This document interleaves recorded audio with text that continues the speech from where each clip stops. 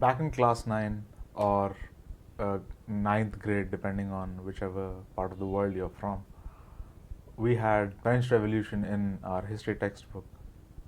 And I wasn't so interested in learning about French Revolution because it was just blocks of texts with like some images, which which I was not interested in reading about.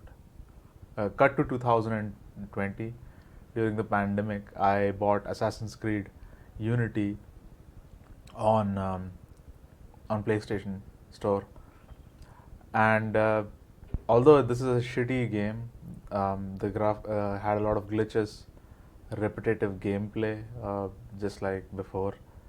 It was still a better source to learn about French Revolution, uh, if not the accurate historical stories. It was still better to convey how society functioned back in the day, or how like things looked, how like it's a more immersive experience than just reading a book.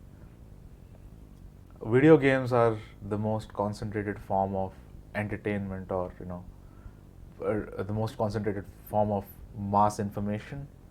Now, what I mean by this, what I mean by being a very concentrated form, is, let's consider an example. Assuming that you were born in the 80s, and by the time it's late 90s, you have decent reading proficiency, and you pick up the first Harry Potter and the Sorcerer's Stone book. Now, depending on your reading proficiency and depending on where you live in the world, Hogwarts might look like this, or it might look like this. Understand, this was an era where Google wasn't our best friend to look up on anything.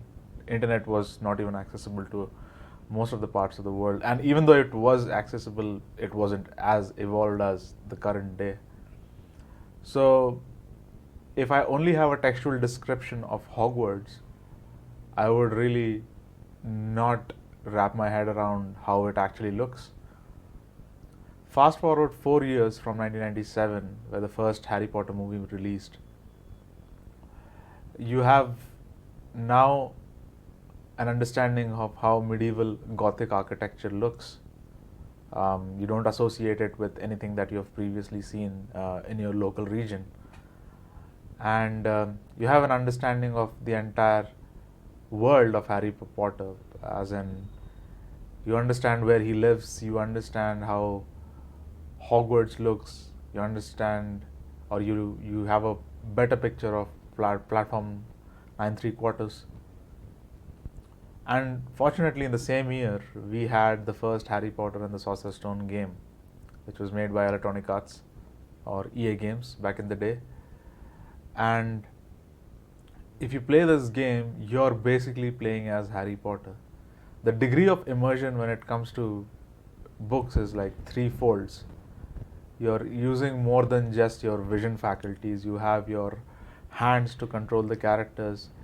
It's more, you're living it from a third person perspective. You're able to like partially go around Hogwarts with the first game, although like the first Harry Potter and the Sorcerer's Stone game is nowhere near to the current gen Hogwarts Legacy game, but then it still did its part. It still managed to create that immersive world, what the book failed to do. So that is what I mean by video games are a concentrated form of entertainment. Any sort of mass entertainment medium was initially looked at as a hindrance to the society. For example, novels, when they were famous, they were looked upon as these time sinks that would eat up a lot of time. For example, in the game Red Dead Redemption 2, where John Marston says, this is the longest time that I have seen you without a book. I think this is the longest I've seen you without a book in your hand. Heroes and books. My reading's getting pretty good. We'll read different books then. The books is Jack's. And, well, Maybe he's doing most of the reading, but still. You're a bad influence on your mother, boy. Now, this is open for interpretation, but the way I interpret this is his son was basically shying away from day-to-day work that was, more required for living in that era, like probably, cutting logs or like raising farm animals. Instead, he is more focused on reading books, which was providing him entertainment. This was not only true for the West, but entire world in general. In that era, it had the same kind of connotation here in India, where I'm from. Similarly, when I was growing up, television had the same kind of connotation as time sinks. Most of my teachers said, don't spend a lot of time in front of the idiot box. But in reality, they were providing a lot of information in a better way than reading books.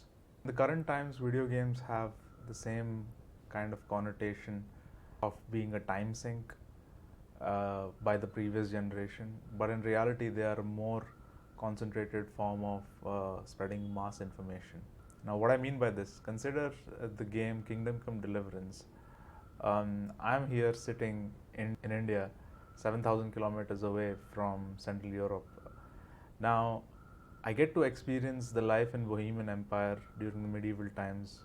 I get to live, I get to play as Henry and get a gist of life, how things were there back in the day. So what am I trying to communicate with this video? As per the title, yes, this is a devlog. I'm trying to immerse my players in the culture and society of South India. I'm trying to give a gist of life in pixel art, top-down RPG. I took inspiration from games like Eastward, Undertale, and Stardew Valley. If you like what I'm doing, consider subscribing for further devlogs and interesting talks related to indie games. Thank you.